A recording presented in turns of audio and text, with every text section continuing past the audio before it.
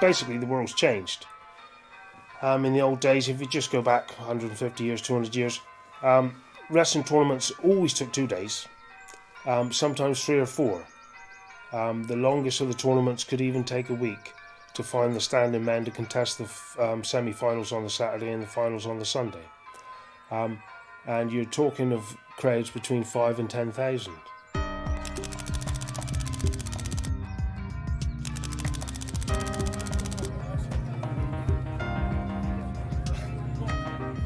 When we see you shake hands, we will start the clock. Cornish Wrestling is unique to Cornwall now. The Celtic Wrestling is unique to the British Isles. What you've got to remember is where it comes from is the ancient Britons. We know the Celts were doing this before any Roman invasions or any other country came here. The ancient Britons done it. It was their pastime. So it makes this the oldest sport in the British Isles.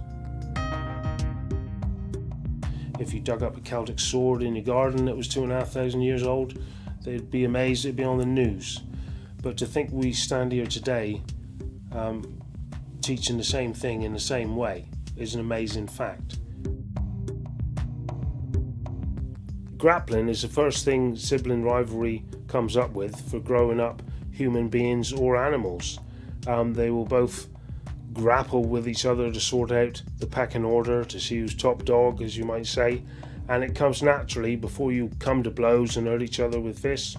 Wrestling comes so naturally to man, and any mammal really, that every country around the world has its own form of wrestling.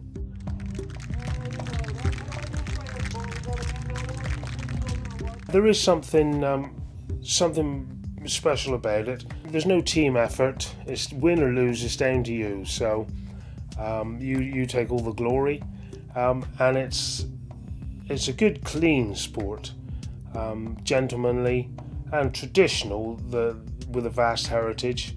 And there's I always say it's a birthright for a Cornishman to do the wrestling and pass it on to the next generations. It is unique, and it requires not just strength or size or power, all things being equal, that's useful, but it's one martial art where the smaller man can throw the larger man.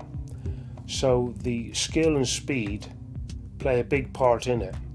As a martial art on the street, it is extremely useful because you wear the loose-fitting canvas jacket, and an adversary is always dressed in something, so being able to get a sleeve and a collar or 2 cuffs, whatever, you can quickly come to your man and bring him down to the ground. Well, if it's not on the grass in the sports field like we normally wrestle, if it was an attacker and you were on the concrete pavement or the hard tarmac, you would stun him instantly to throw him in the way we do. Traditionally being handed down, father to son, in that sort of method, where it really suffered was the 2 wars, because there was much wrestling going on before the First War, but so many people were lost in the First World War, in the Great War, and with little more than 20 years until the Second War, and then suddenly you came out the other side of that, and all of a sudden in Cornwall there weren't all the fathers and grandfathers to hand it down and teach. The number was greatly reduced.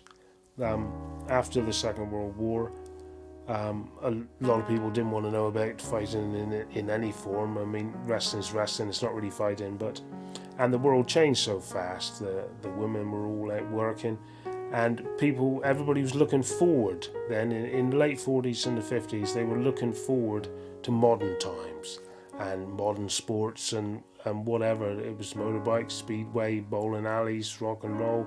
The world changed so fast, and the youngsters weren't looking back to what they considered to be old-fashioned things, and the Cornish wrestling, that was hundreds of years old, and everybody was looking forward. And of course then the 60s came along, and that was very colourful, and half people don't remember what went on. So it's lucky to survive. I think what kept it going through the 60s was at least 30 wrestlers where it came from Truro Cathedral School, because there was good instruction in there. and they saw it through the 60s.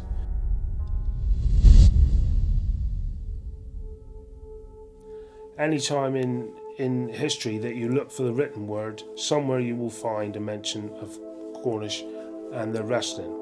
At the Battle of Agincourt in 1415, the Cornish contingent at the battle went into battle under the banner of two wrestlers in a hitch. No name was needed, everybody knew the men of Cornwall were behind it. They were that famed as wrestlers. You sort of knew it was a deep-rooted tradition, and all the old people talked about it. And I mean, as a youngster, I mean, nowadays the young might not have much to do with the old, but then if you tried your hand at the wrestling, and then the young and old, they would all talk to you, and the old boys would come along and give you some advice or offer this, tell you that, or say they'd watched you and they enjoyed it. So it gives everybody a unity in the community link. They all share something in common because they wrestled in their youth.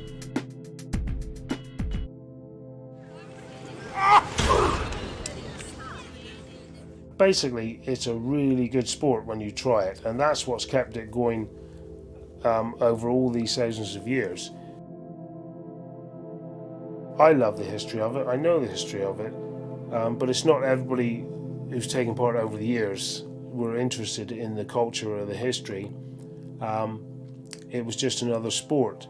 That's what they'd done on the Saturday afternoon, or practicing on the way home when the mine spilled out. They'd pull aside from the track on a patch of grass and they would wrestle with each other. They'd done it for the enjoyment. They weren't thinking about culture or heritage particularly. It is a good, clean, manly sport. A good all-round exercise for youth and man. Keeps you supple and teaches you discipline. You'll never have what it was. It was the national sport, and everybody was mad about it. There's just too much choice. There's 1,000,001 sports now, isn't there? You've got to remember there was no sport in Cornwall. I mean, you're talking about before rugby or football was invented,